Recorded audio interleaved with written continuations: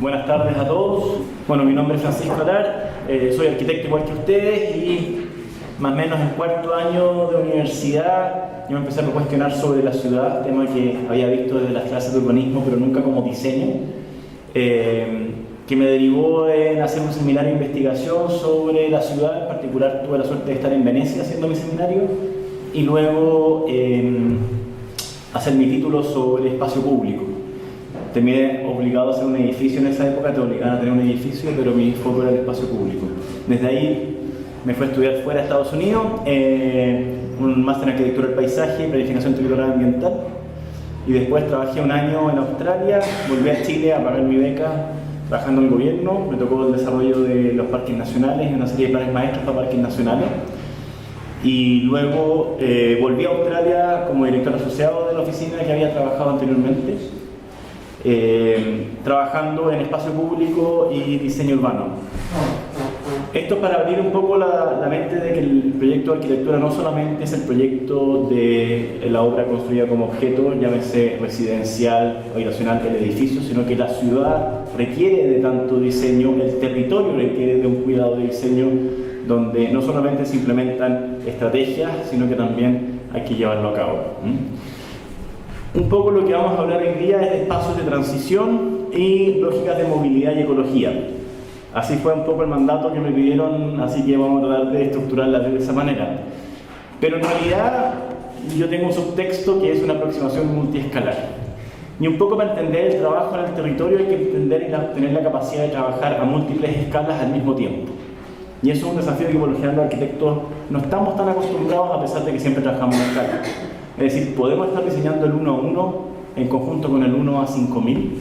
¿Qué significa entender las variables del territorio, las distintas fuerzas que se despliegan en el contexto, llámense condiciones hidrológicas, condiciones ambientales, condiciones climáticas, de viento, geológicas, sociales, económicas, dentro de un proyecto y cómo eso influye a una escala local, a una escala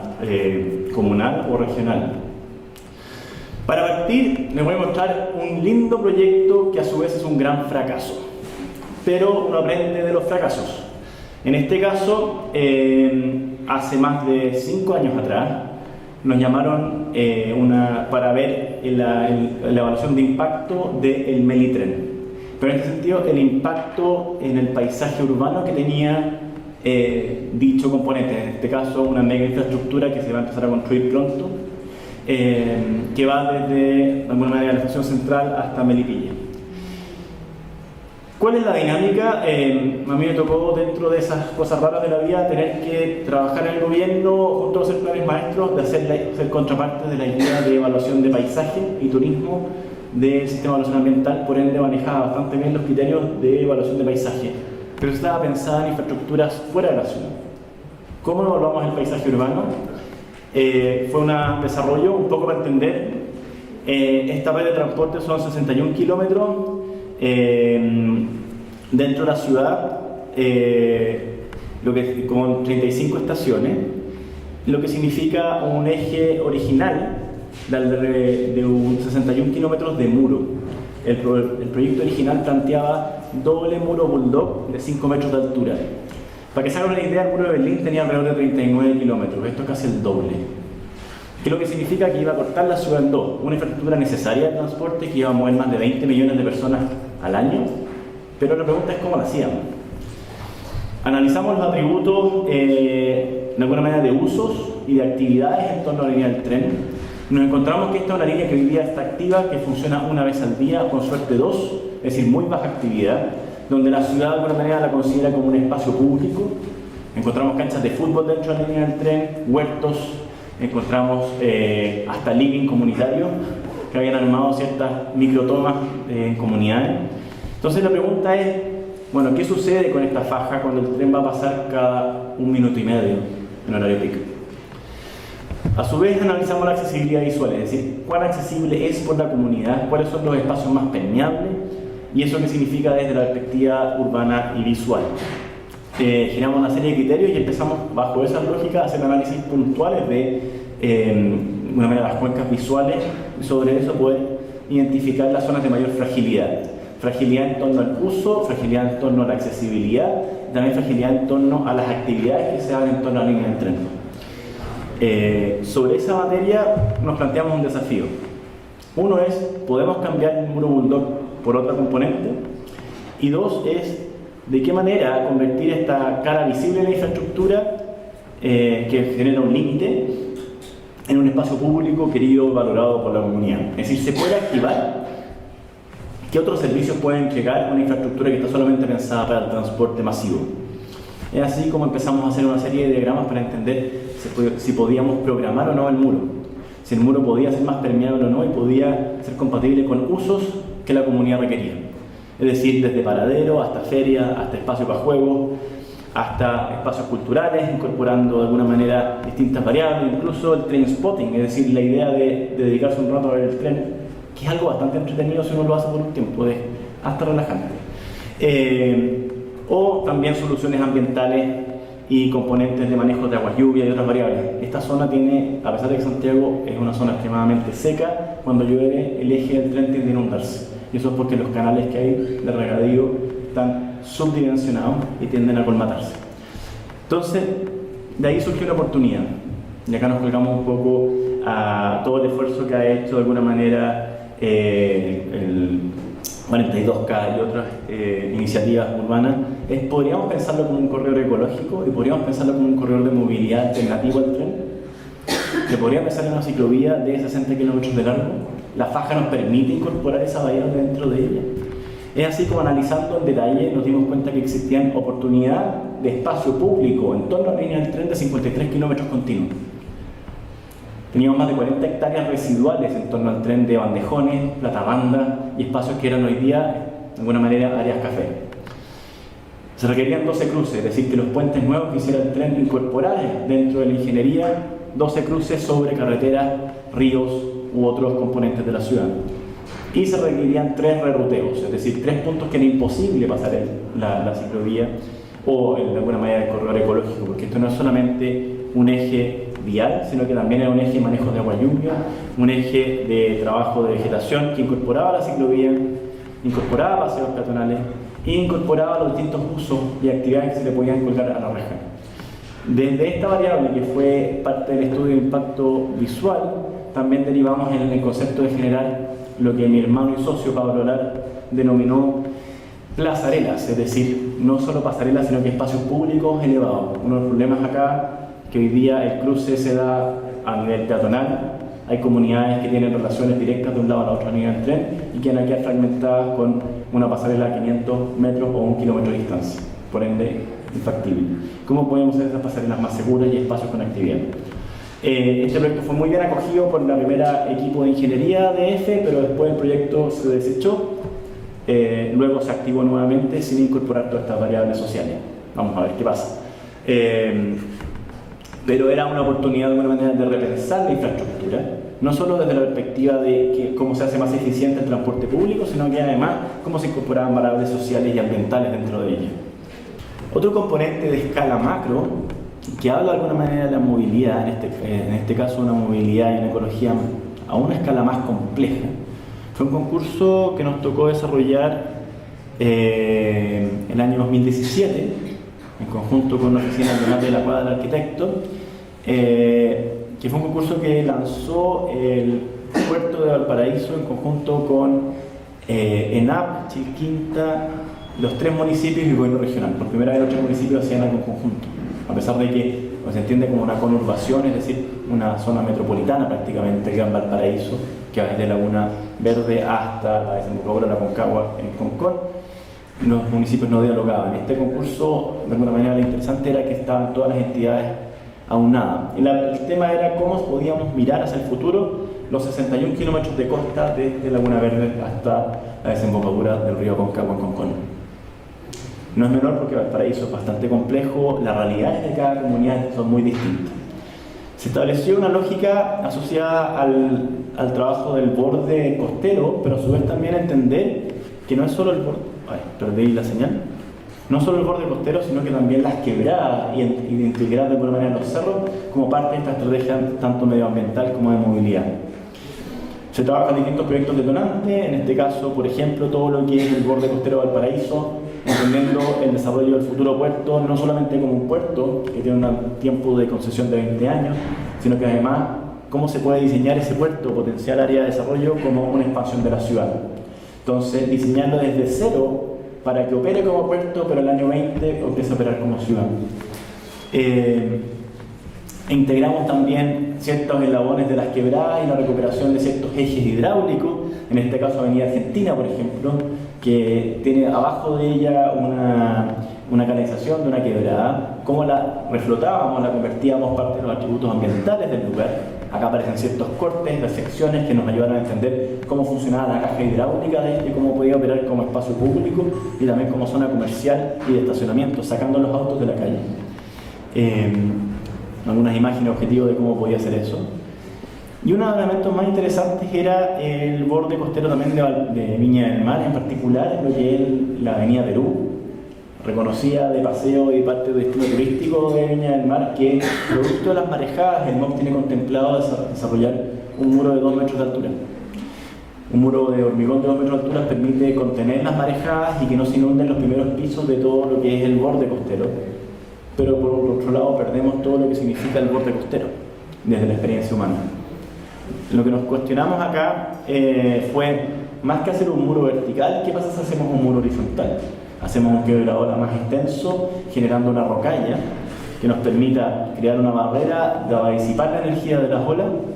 y de alguna manera crear un nuevo ecosistema, un borde marismal, es decir, condiciones intermedias de agua salada con zonas secanas, que nos permita contener las olas.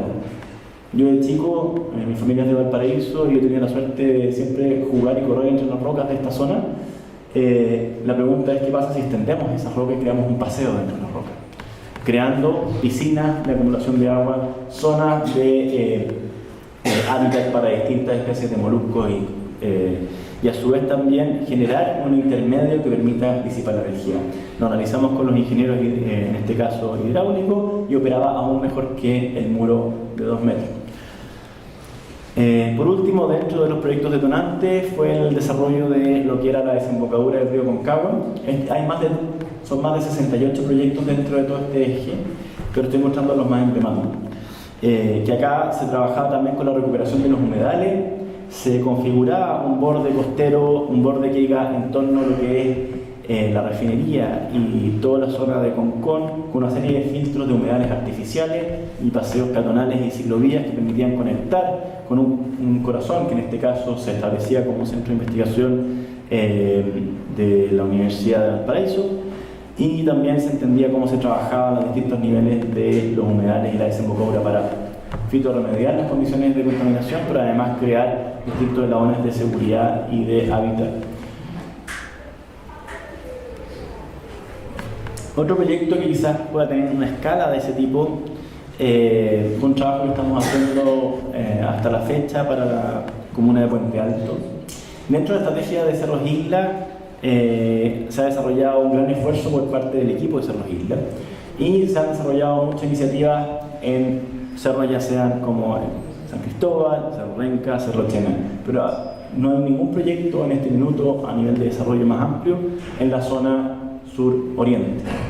Es así como nos convocaron desde la municipalidad para hacer un plan maestro conceptual de lo que pudiese ser el Cerro La Ballena.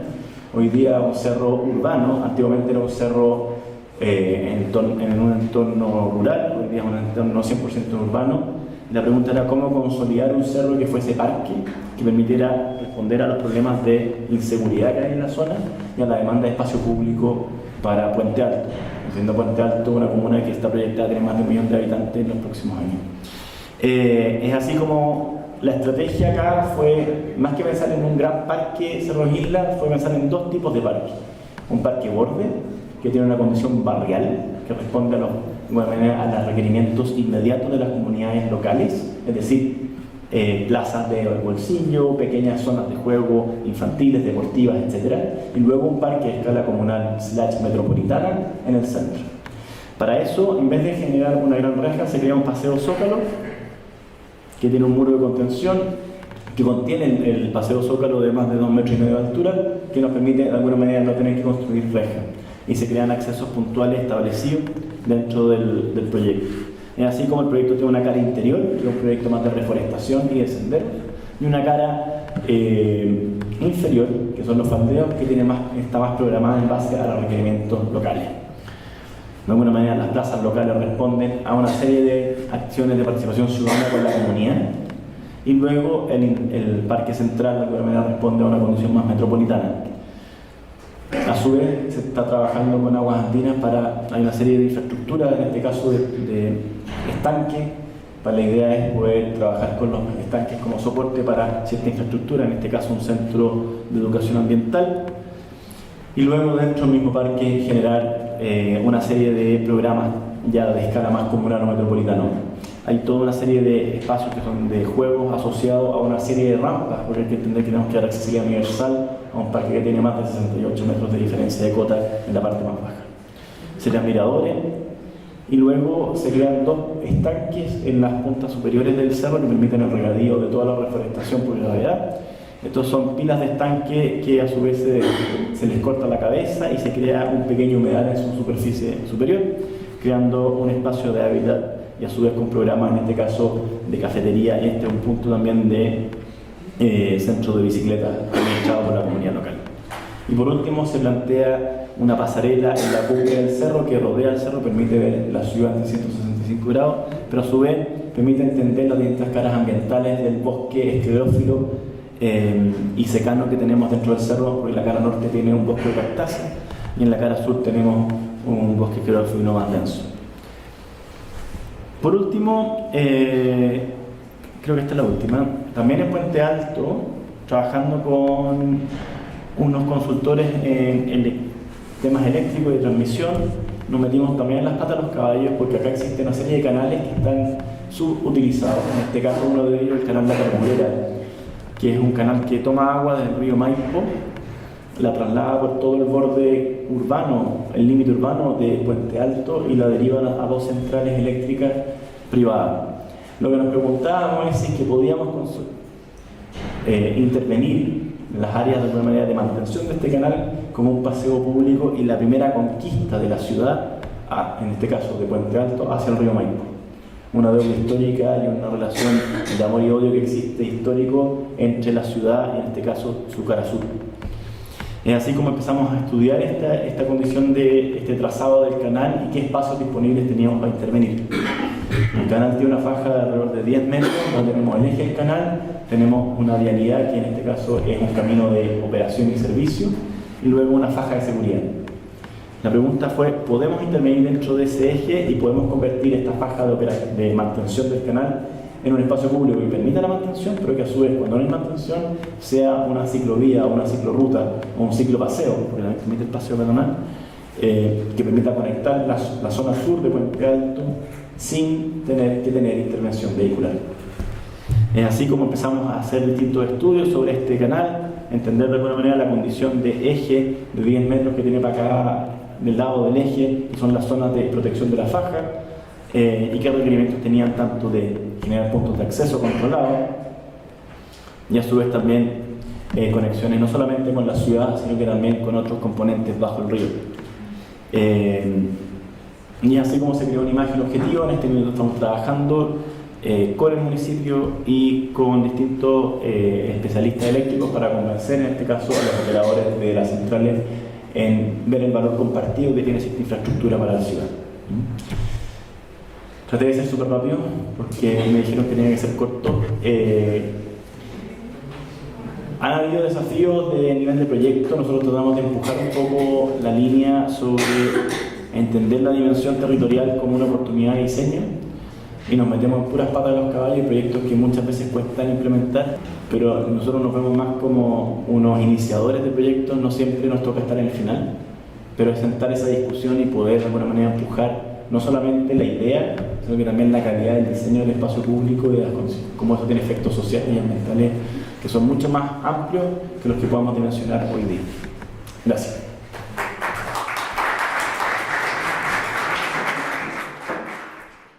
En honor al tiempo voy a presentar solo 2 proyectos que tienen un denominador común, un ADN común. La convocatoria me dijeron que se llamaba Paseo, y que ambos tienen que ver, ¿no es cierto?, con un paseo, pero desde una dimensión geográfica y territorial. Uno se ha ido implementando desde hace 10 años y el otro tiene unos inicios de hace 2 años, estamos en vías de poder implementarlo, pero en realidad uno ya tiene, ¿no es cierto?, obra construida, así que quise traer como esos dos proyectos para poder mostrarles básicamente una experiencia, es decir, más que el proyecto, más que las componentes del proyecto, si bien las voy a mostrar, es traspasarles una idea y una experiencia, cómo esa idea finalmente terminó, ¿no es cierto?, como con una voluntad real en la ciudad. En este caso, ambos proyectos no son encargo. Yo dirijo un laboratorio de proyectos de la Universidad Católica que se llama M42K Lab, que se inicia con el proyecto Mapocho 42K, que es uno de ellos, y que en realidad, más que proyectos encargados por un mandante, son autoencargos que nacen de una condición académica como la que están ustedes. Y específicamente, ambos nacen de experiencias con cursos de pregrado, es decir, con cursos de 12 o 15 estudiantes de pregrado, exactamente como la experiencia que están teniendo ustedes hoy día. Sin embargo, llegaron a ser, o al menos uno de ellos, esperamos que lo tengan bien, proyectos, ¿no es cierto?, que tienen voluntad de implementarse en la ciudad. Y en ese sentido, creo que la universidad tiene una vocación de poder, ¿no es cierto?, pensar con una voluntad real los proyectos que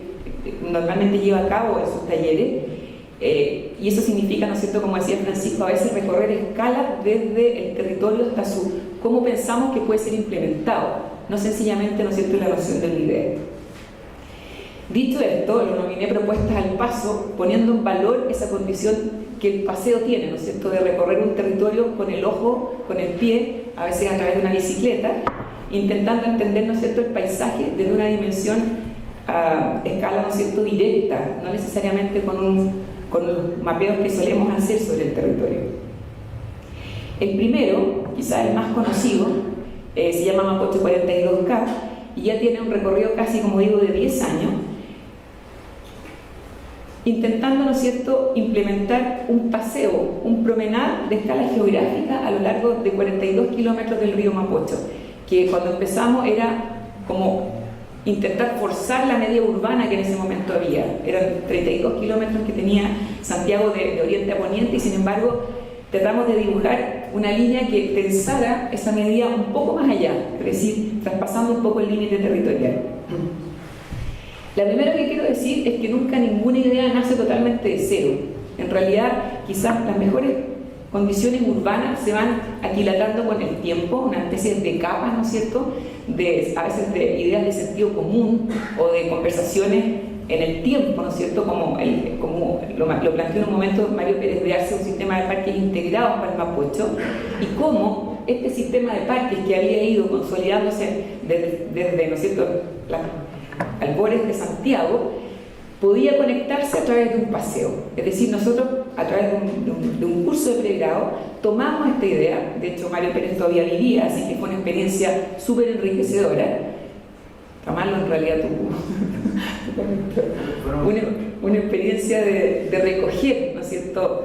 una matriz conceptual que está plasmada prácticamente en un croquis, es decir, una síntesis, una idea que se concreta, ¿no es cierto?, en esta síntesis y que muestra cómo este sistema de parques en su conectividad podía conformar un corredor verde metropolitano para Santiago al modo de un paseo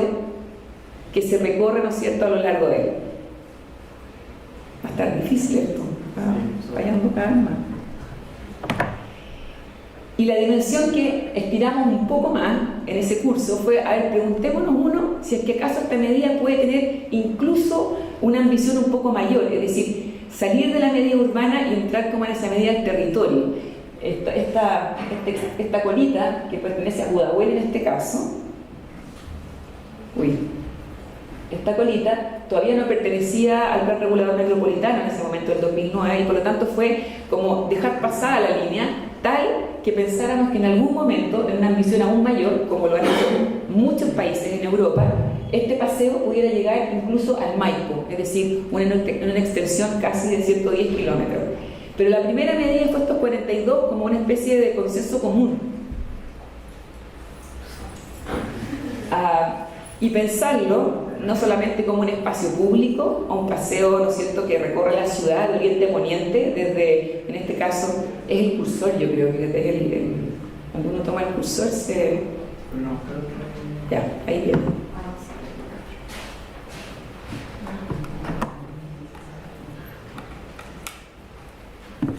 La inversión no...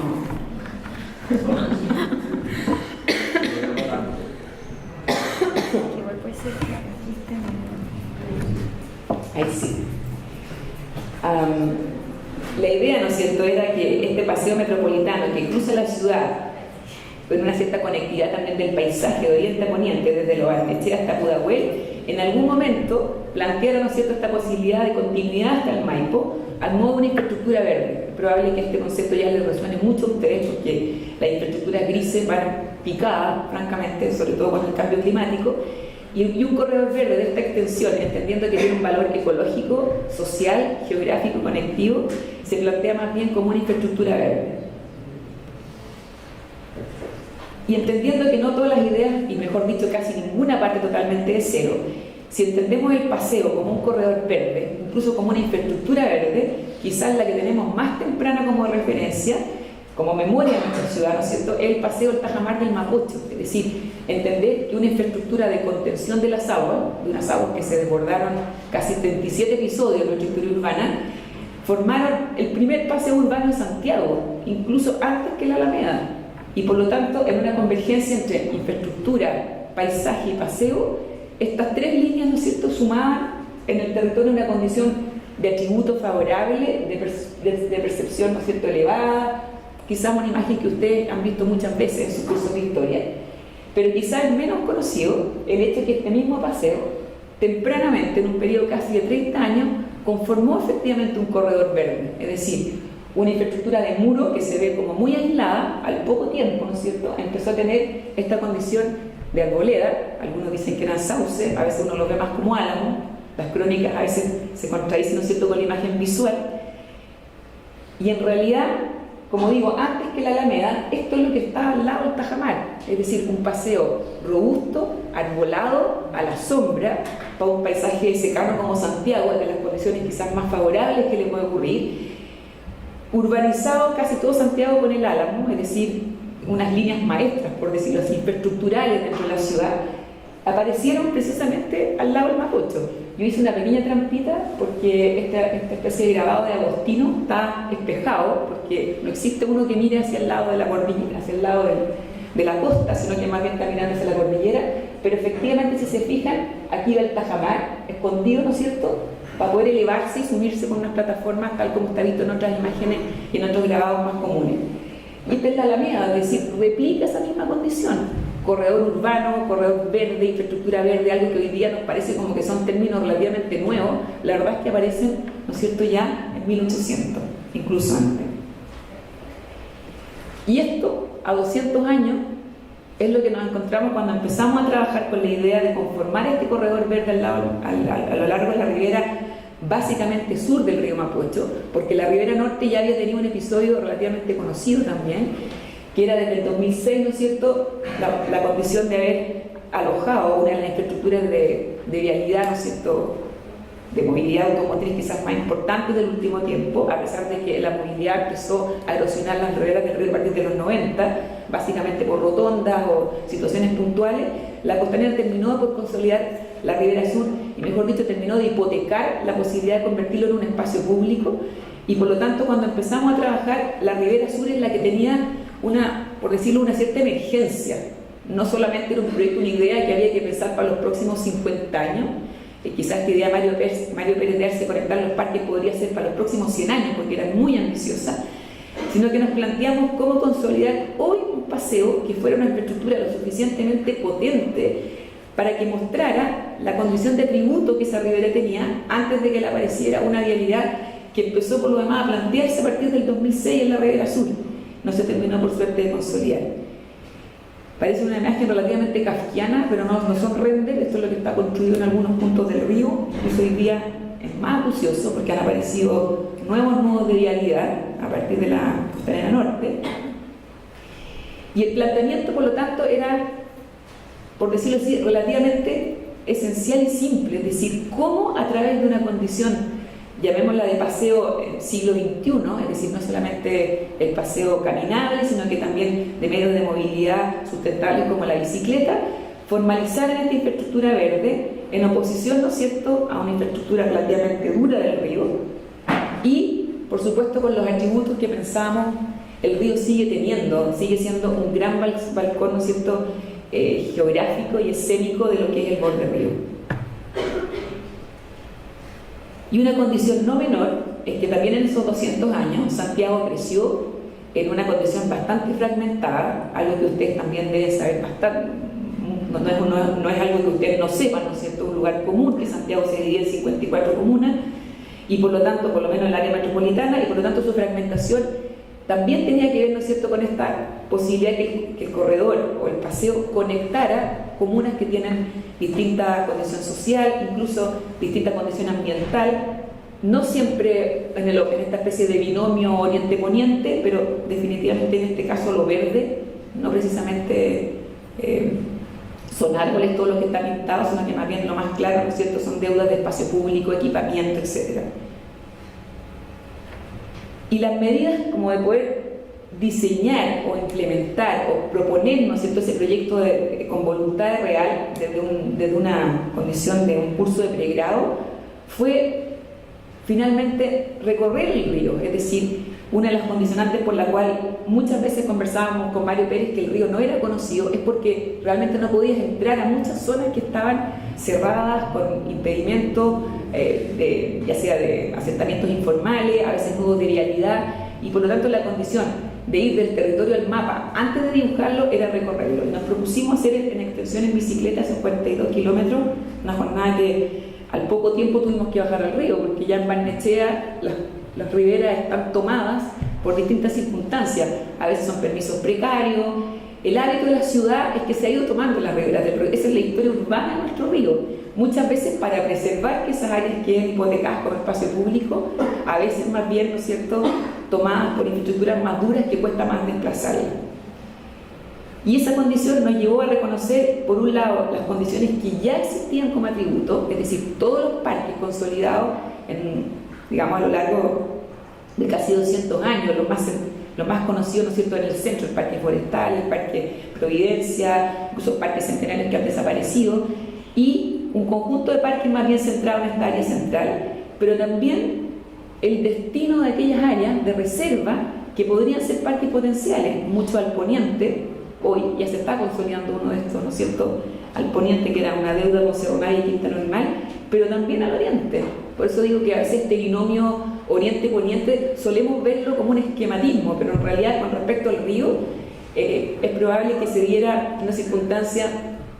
más equivalente en los extremos, donde la ciudad todavía no había llegado a consolidar espacio público, así que todavía había un espacio de oportunidad. Incluso en Vitacura, esta foto que yo muestro aquí,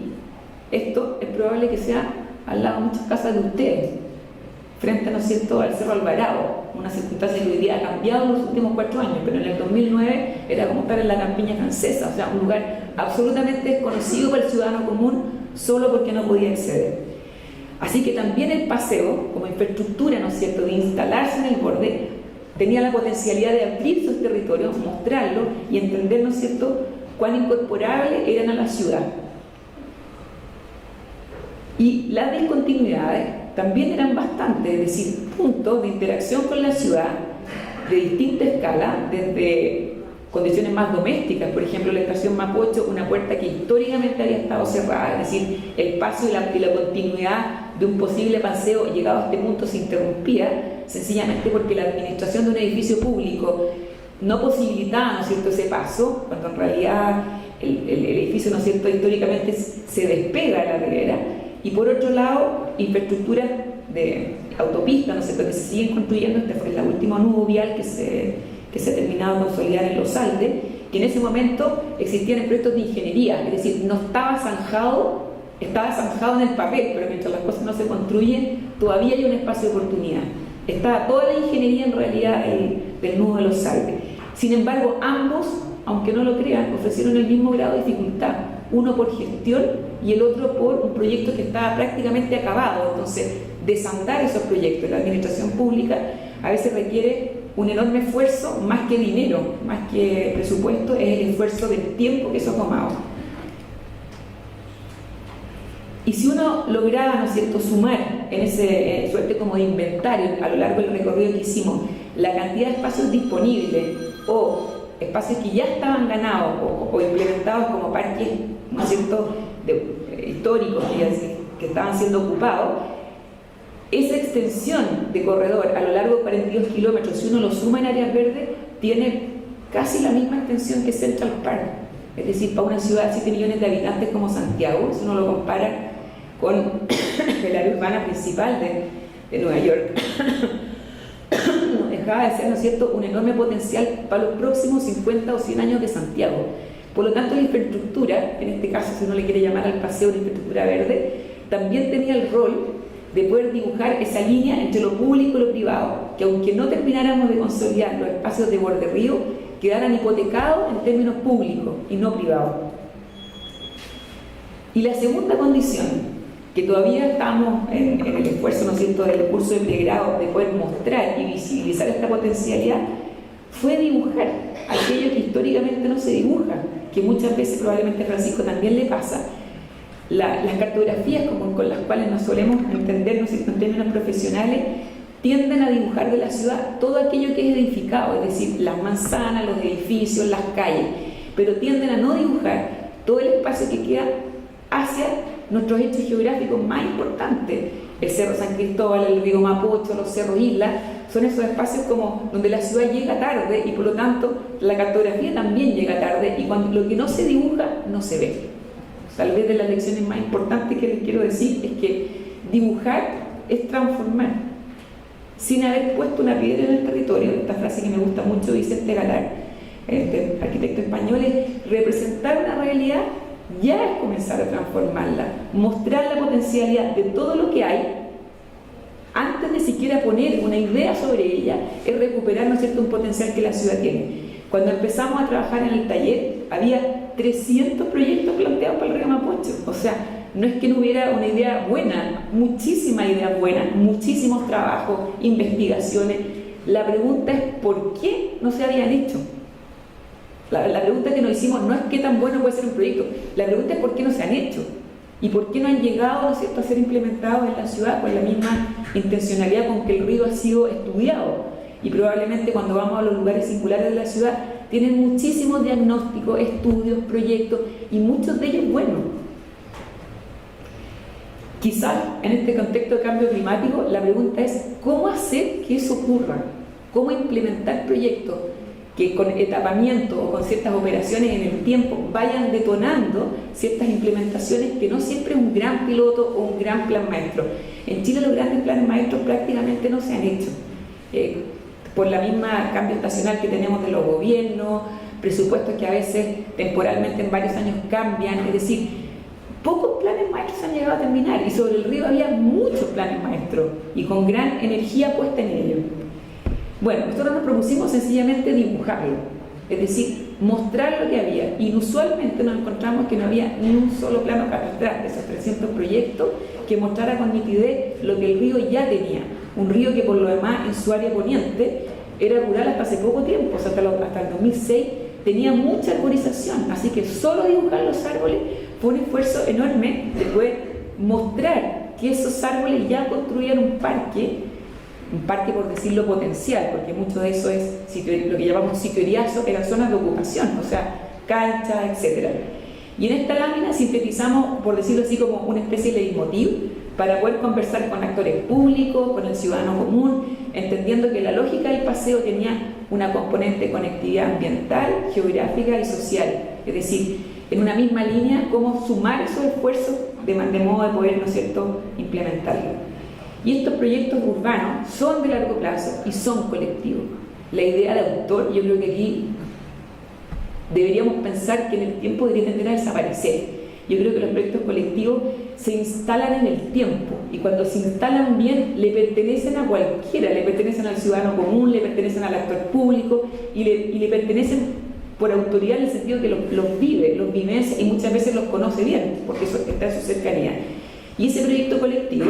lo comenzamos a diseñar a partir de un fondo concursable que nos ganamos y que por tanto nos permitió activar la relación con el actor público durante 2 años, es decir, sencillamente reuniéndonos a pensar si esta posibilidad era latente, un esfuerzo que a veces puede ser relativamente ocioso. Probablemente fue el mejor esfuerzo de poder sumar voluntades y entender que ese esfuerzo de un pequeño territorio que por muy bueno que sea, ya sea Providencia, Vitacura o comunas que tienen muchas áreas verdes, espacio público, el hecho de conectarlo en un territorio común definitivamente siempre es mejor que el predio pequeño. Al principio, por supuesto, cuesta, pero la idea común se instaló que el paseo de Rivera, el paseo que le llamamos en una lógica bastante común en otros contextos, greenway, vías verdes o cicloparque, que es más que una ciclovía, que no se rige por las lógicas de ciclovía de calle y por lo tanto no es solo transporte, sino que una movilidad sustentable asociada a una restauración ecológica de la ribera, a la asociación de pequeños parques o espacios lineales o plazas de acceso desde la ciudad que se van sumando, es decir, más bien el paseo actúa como una infraestructura que va activando el territorio con estas otras operaciones que a veces iban a pertenecer al proyecto o a veces las mismas comunidades o los municipios son capaces de instalarlos con sus mismos financiamientos, sus equipos. Y esta idea de Greenway por lo demás tampoco es nuestra, es decir, hoy día hay que abrir los ojos, es decir, situaciones que hoy día están ocurriendo en el mundo, que son lugares comunes, nosotros nos demoramos 2 años en como plantearse acaso esto era posible. Hoy día quizás esa inercia es mucho más rápida, desde nuestras insistencias comunes, ¿no es cierto?, de la academia, del actor público, ya se sabe que estos son atributos, ¿no es cierto?, que la ciudad merece, no es que sea un proyecto en particular, sino que hay muchos otros lugares que lo deberían tener. Y esa infraestructura verde, ¿no es cierto?, al final funciona como implementación, como un corredor ciclable y peatonal a lo largo de los 42 kilómetros, y como digo, va sumando esta área. Pero ya que estamos en la condición de sección hoy día, y nos convocaba esa palabra, esto para mí es la idea más importante del proyecto. Da lo mismo donde esta línea infraestructural se ponga, si es que está tangente al río, es decir, más que da lo mismo el ancho que tenga, si es que está tangente al río y suma todo el río como parque. El río es un parque y es más parque que agua, y por lo tanto en la medida que eso se instala en el borde, suma un parque a veces de 60 o 70 metros, mucho más que los 5 o 10 metros que a veces tiene asignado como por posibilidad, ¿no es cierto?, de implementarse en la ribera alta. Todavía hoy día hay lógicas de proyectos que quieren instalar vialidad en los bordes, como si acaso eso no fuera hipotecar para siempre, ¿no es cierto?, la posibilidad de que este parque aparezca sumando el espacio del cauce. Cada vez menos, por suerte, digamos. Y esa infraestructura, ¿no es cierto?, va sumando distintas componentes en el diseño, desde vegetación de baja demanda hídrica, acopio de agua y lluvia, es decir, muchas de las cosas que ha planteado Francisco se fueron probando en el transcurso del diseño, ya un diseño más ejecutivo que nos planteamos con recursos para poder implementarlo realmente en la ciudad y con los actores públicos, y que se pensó además de un lineamiento, ¿no es cierto?, general de cómo iba a ir activando esta zona como un kit de componentes, es decir, lo contrario a un plan maestro, algo que podía ser un catálogo de situaciones o componentes que cualquier municipio incluso pudiera implementar. Nunca nos imaginamos que iba a ser más bien un proyecto top-down, pensamos siempre que era más bien de la lógica bottom-up, es decir, que los municipios iban a levantar estas iniciativas. Al final da un poco lo mismo porque los componentes siguen siendo válidos, se consensuaron entre ellos.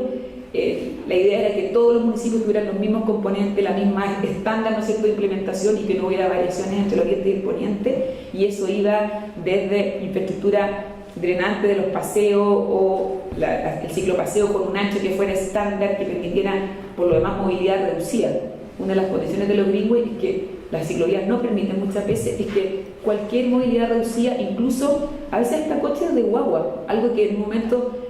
se opusieron mucha gente porque decían que era imposible compatibilizar. Hay toda una emergencia de la movilidad ciclable, ¿no es cierto?, que tiende a pensar en blanco-negro, pero ya hemos avanzado 10 años en eso y hoy día es casi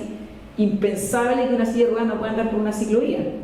Tienen autonomía muchas de ellas, incluso, para qué decir, los scooters que han aparecido en los últimos 10 años.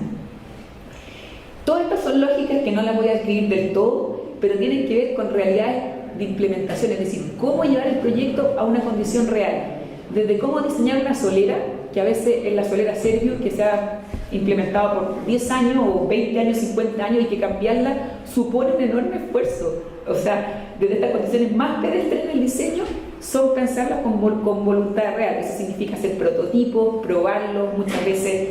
nos hizo hacer evaluaciones, ¿no es cierto?, de impacto, etc. O prototipos de mock-up, que significan, ¿no es cierto?, de iluminación. Bueno,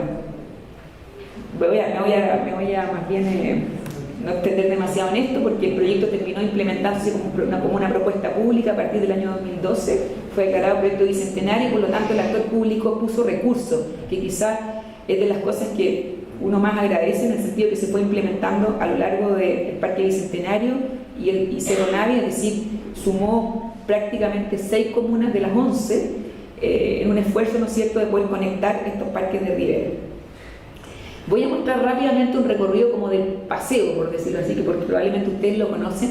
pero es más bien porque quise poner imágenes anteriores al proyecto, anteriores a este esfuerzo colectivo que ya la ciudad cuenta, porque en realidad tenemos mala memoria de las cosas como son. Esto está en Vitacura, al lado de las Torres Titanium, cuando se estaban construyendo, donde el río todavía era un potencial, donde todavía se estaba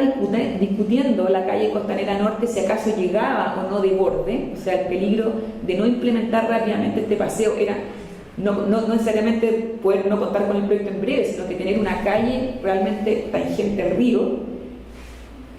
algo que hoy día, ¿no es cierto?, es difícil de pensar, porque, bueno, nada es imposible. Las calles se han ensanchado también. Andrés Bello, por ejemplo, tenía un magnífico paseo de borde río en el costado sur de Providencia, y el ensanchamiento de Andrés Bello provocó en los años 60 que hoy día esa ribera no tenga ese paseo. Era un paseo arbolado, también con una alameda de 9 metros, que probablemente sea de las fotos más lindas que he visto de ese sector. Esto es Vitacura, un paseo que ya hoy día está implementado y que efectivamente nos muestra cómo una medida a veces muy escueta de 10 metros hace pertenecer al río a una condición geográfica y paisajística mucho mayor. Es decir, es una ventana que se suma, ¿no es cierto?, a una medida que a veces es sencillamente la de un corredor peatonal y un corredor ciclable.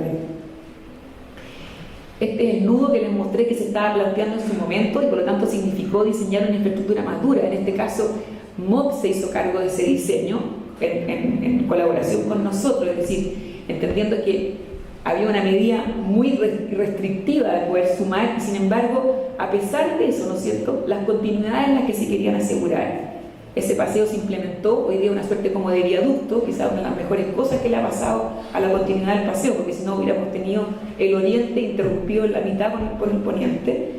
Otros proyectos que se estaban implementando y que más bien el paseo recoge la condición urbana, como las Torres Titanium, y que fue implementado por un privado. O sea, no siempre el actor ha sido el mismo, y no siempre los recursos han venido de las mismas fuentes. Es decir, el plantearlo como un kit, como una serie de elementos y componentes que se puede implementar de distintas maneras, a veces posibilita que los proyectos se puedan hacer. Y en suma de otros proyectos, porque efectivamente hay recoge proyectos, ¿no es cierto?, que se estaban planteando por otros actores. Esto era Providencia. Quizás esta es una de las cosas que más me gusta, porque fue en concordancia con las comunidades, que ellos eran sus propios estacionamientos, es decir, en la ribera norte del río, entre la clínica Santa María o los edificios colindantes, había sido hipotecado por años esto como una especie de recurso privado de estacionamiento o situaciones relativamente fragmentarias, ni siquiera peatonales, y la conversación con ellos fue devolverles la posibilidad de que en realidad el paseo colectivo también era para ellos. Es decir, la ciudad merecía junto con ellos ofrecer esa posibilidad. Al final terminaron siendo los mejores hitos de la obra, es decir, desde los mismos edificios supervisaban la obra, porque mucha gente era de edad, o sea, personas de edad que en sus tardes libres cruzan a esta ribera, ¿no es cierto?, que es relativamente modesta, pero que le ganó a la calle sencillamente alineando, ¿no?, esas pistas 4 metros. Para un paseo o para una vereda pública, 4 metros es bastante. Empiecen a recorrer Santiago y díganme cuántas veredas sobre 5 metros encuentran. La verdad es que sería un catastro de un taller que yo creo que valdría la pena hacerlo. En este caso son 9 metros que suman el paseo peatonal, el ciclopaseo de 3 y una franja buffer verde en situaciones de colindancia con movilidad que a veces es relativamente agresiva, como Santa María, y una condición ambiental. O sea, Estas infraestructuras verdes hoy día también cumplen un rol, ¿no es cierto?, de mitigación de las islas de calor urbano, de captura de CO2, es decir, tienen muchas otras componentes que si bien uno las nombra, de suyo los árboles ya esa como potencialidad está súper estudiada, y que en realidad nos deberíamos creer más qué árboles poner, con qué masa y con qué sombra, ¿no es cierto?, en verano, o a veces con situaciones, ¿no es cierto?, lumínicas para el invierno. O Santiago, que tenía formulado proyectos en conjunto, por ejemplo el Parque de la Familia, ¿no es cierto?, que se estaba realizando y que en ese momento, en conjunto con otras oficinas de arquitectos, se planteó la convergencia de que este paseo se pudiera implementar en el borde, es decir, que el proyecto estaba prácticamente terminado. Y eso también tiene que ver con una cierta generosidad cuando digo que es un proyecto colectivo. Cuando realmente no es de una autoría, hay una cierta colaboración común a que estas cosas ocurran. Y afortunadamente a ese parque, al paseo, logró, ¿no es cierto?, abrir una ventana que probablemente era menos visible. La entrada formal de este parque estaba pensada casi siempre por el área de la calle, es decir, cuando uno llega en auto. Sin embargo, cuando uno llega en bicicleta, llega por la parte más alta del Parque de la Familia, y por lo tanto tiene una vista panorámica, ¿no es cierto?, que conquista un cierto territorio que a lo mejor ni siquiera nosotros lo imaginamos, es decir, más bien fue un espacio de gratuidad que apareció. O asociar áreas más patrimoniales como los tajamares que han estado históricamente en la ribera del río, que todavía permanecen como una suerte como de trastienda del Parque Los Reyes, y que el paseo recoge como una oportunidad de visibilizarlo, y que esperamos que en el tiempo tenga su propio museo de sitio, a lo mejor mucho más elaborado. Sabemos que es un proyecto caro, pero no es imposible. Y sobre todo la trastienda que conformaban las áreas del poniente, las comunas de Quinta Normal y Cerro Navia, los restos del terremoto del 2010 fueron a ver toda la ribera del río. O sea, cuando nos queremos dar cuenta hasta qué punto hemos tratado el río como una trastienda, es cuestión de ver las imágenes post-terremoto. Es decir, la cantidad de escombros que aparecieron en esos lugares hacía ver, ¿no es cierto?, una cierta emergencia de que el paseo visibilizara la potencialidad de terrenos que, por lo demás, no se terminaban de conformar completamente con el proyecto, sino que más bien mostraban esa oportunidad de poder implementarlo. Cerro Navia es el último, en el sentido que muestra, ¿no es cierto?, situaciones a veces consolidadas. Esto es la posibilidad de instalar una calle que por años estuvo como planificación y que sin embargo se pensó en algún momento, hace 20 años, plantar. Es decir, una calle que nunca se consolidó y sin embargo el municipio, en este caso estrategia, ¿no es cierto?, de parques urbanos, plantaron una sección, los árboles crecieron en 20 años, un magnífico corredor, y por lo tanto el proyecto más bien aprovechó esa preexistencia, no inventó una nueva, aprovechó una preexistencia que ya los árboles ofrecían como un corredor ambiental. Bien, con esto termino para poder rápidamente mostrar el otro. Si es que alcanzo, tengo tiempo todavía. Mostrarlo quizás muy someramente. Este proyecto del 42K todavía está en proyecto. Nosotros estamos trabajando en el área oriente, hay un esfuerzo gubernamental en el área poniente, intentando consolidar un parque en el área poniente, y en el área oriente un paseo que recoge áreas de borde río que todavía tienen un enorme potencial en la comuna de Vitacura. Si uno lo piensa incluso con una mayor ambición, con el tiempo nos dimos cuenta que este corredor en realidad conecta dos de las zonas ambientales, de las reservas ambientales más importantes de Santiago. Uno es Yerba Loca, prácticamente toda la comuna, instalada en toda la comuna de Barnechea, y la otra es el Roble. Es decir, cómo cuidar, cómo conectar, ¿no es cierto?, dos de las reservas ambientales más importantes y visibilizarlas, sobre todo como un potencial ecológico para Santiago. O, ¿por qué no pensar, ¿no es cierto?, incluso más ambicioso, como dije al principio, y pensar que las áreas rurales ya están consolidando corredores a partir de sus defensas, y que es algo que me ha gustado muchísimo poder, ¿no es cierto?, trabajar con los estudiantes este último tiempo, intentando mostrar que son pequeñas operaciones las que detonan situaciones que ya muchas de esas preexistencias están mostrando, ¿no es cierto?, su lado favorable al paseo. Bien, y muy rápidamente mostrarles un proyecto que quizás está en la misma génesis, como un hermano primo, con la única diferencia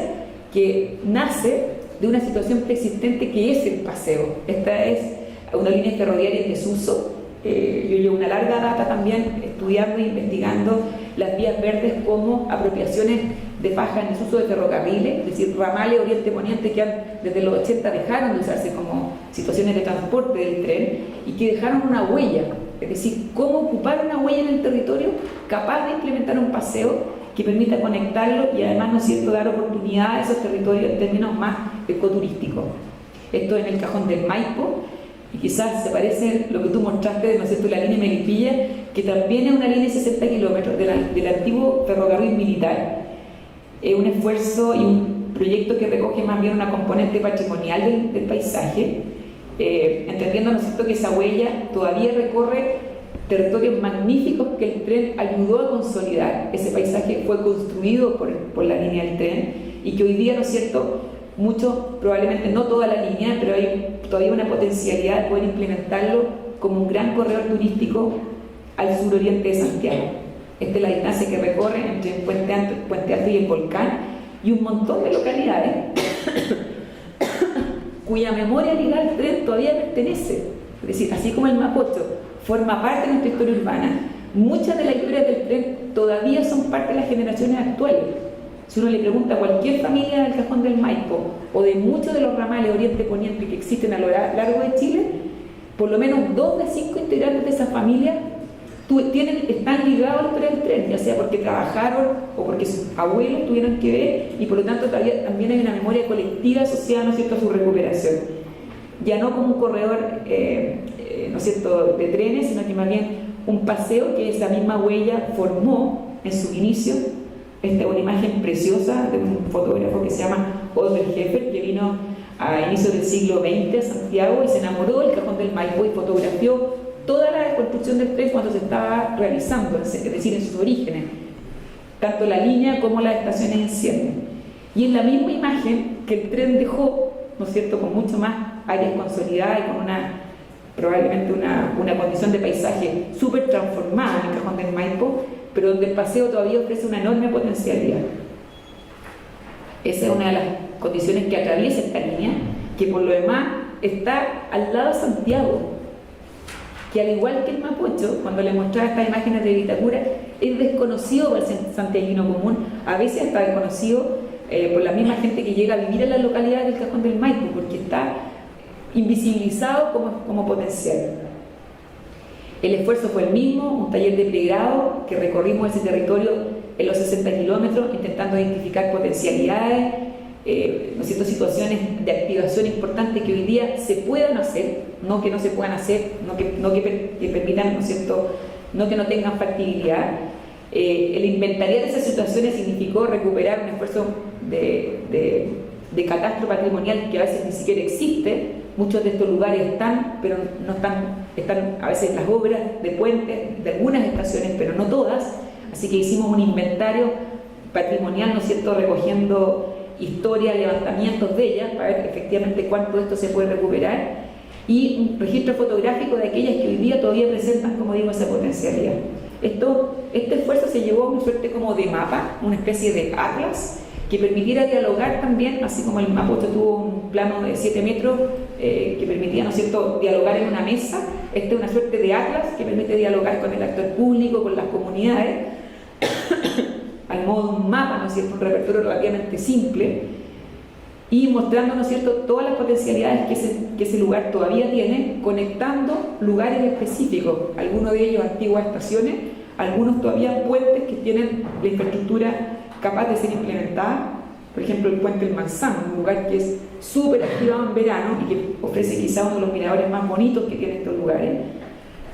Diseñamos una estrategia también por tramo, intentando ver cómo sea capaz de implementar. Hoy día estamos haciendo convenio con el Ministerio de Bienes Nacionales para poder llevarlo a cabo. Esto es, ¿no es cierto?, uno de los tramos que se visibilizan. Voy a mostrar rápidamente imágenes para no extenderme más y no abusar del tiempo. Imágenes, cómo es posible a partir de proyectos concretos, estrategias puntuales de conectividad y a la vez, ¿no es cierto?, de activación de estos lugares, convertirlo, ¿no es cierto?, en situaciones que hoy día no son de movilidad del tren y sin embargo permiten, ¿no es cierto?,